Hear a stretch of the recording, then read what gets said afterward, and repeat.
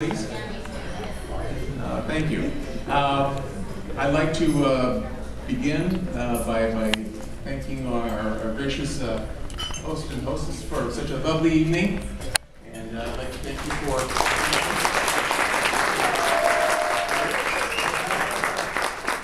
I'd also like to thank you for allowing me to be the honor and privilege of being the best man in the world. Thank you so much. Thank you for being the best man. Those of you who don't know me, my name is Jim. I'm a good friend from John back in high school days back in California. Yep. Back when John knew Beth back then also, but he was dating her best friend. Picked the wrong one, John. Yeah, back then. Yeah, back then, yes. Yeah, I'm sorry, yes.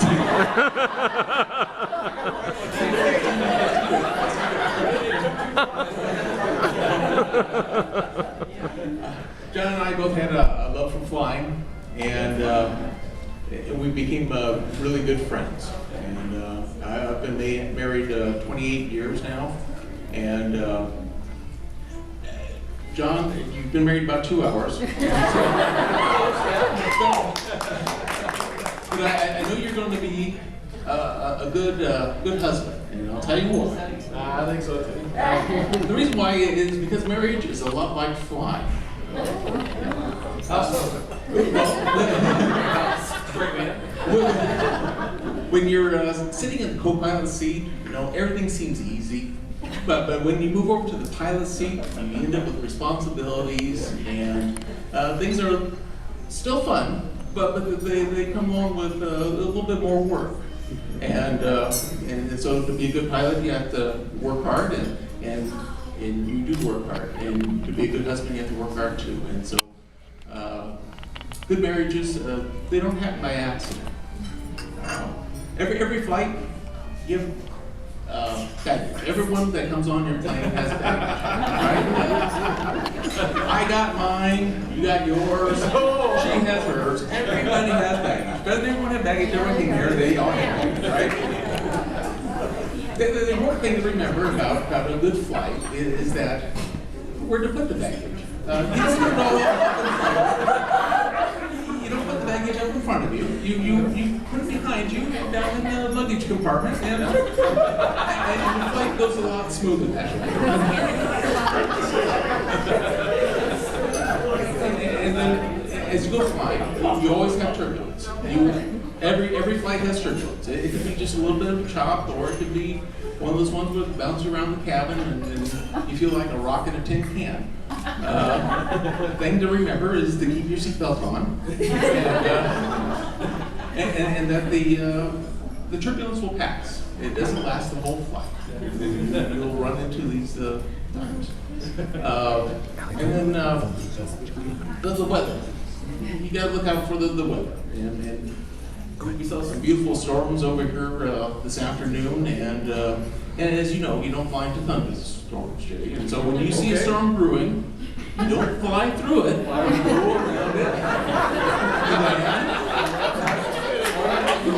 Wait a couple days until it's gone.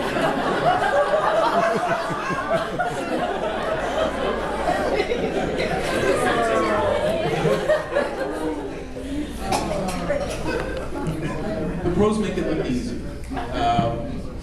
There's a lot more to it than meets the eyes. And so you will make mistakes, and you'll learn from your mistakes.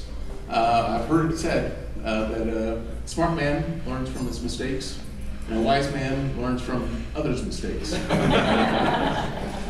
So try not to make too many mistakes. When Jay and I were learning to fly in our training, we'd be flying along, and we had a flight instructor. His name was Ray. Ray Dumas. That's right. Death Ray, yes. Death Ray had a couple sayings that I remember. One was, "You're cooking with gas." And the first time he told me I was cooking with gas, I said, "Well, is that good or is that bad?" I don't know. Well, evidently that's good. That's a good thing to be cooking with gas. He had another saying though, and that was, "You're flying fat, dumb, and happy." Oh yeah. And that was kind of the opposite of cooking with gas. Yes, you'd be flying along and you'd be looking out, hey, this is great, this is wonderful, hey, you know what, I'm a pilot, they're cool. Those people, they look like ants.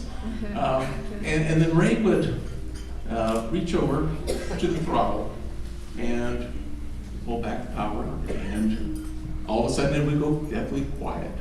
And there's nothing that gets a pilot's attention faster than going from a roaring engine to dead silence when blowing over your wing in the snow. And so marriage is the same way, Jimmy. When it gets deathly silent, yes, you're in big trouble. And you look over to your co-pilot and say, "What's the matter, dear?" And she says, "Nothing. Start emergency procedures immediately."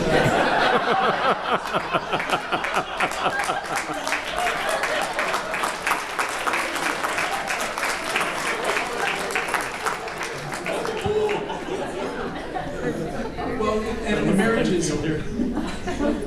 and flying is not all work. It's fun, and sometimes when you're flying, you get above the clouds and the sun is setting, and you see some of the most gorgeous, beautiful views you've ever seen. And so as you go through your marriage, enjoy those times too, the beauty of it all. And so with that being said, please join me in a toast to Beth and John. May your marriage be blessed by God, and may you have a long and happy one. And by the way, their classes that they are toasting with are the 50th anniversary classes from My parents. Beth's parents. Awesome. Beth and John.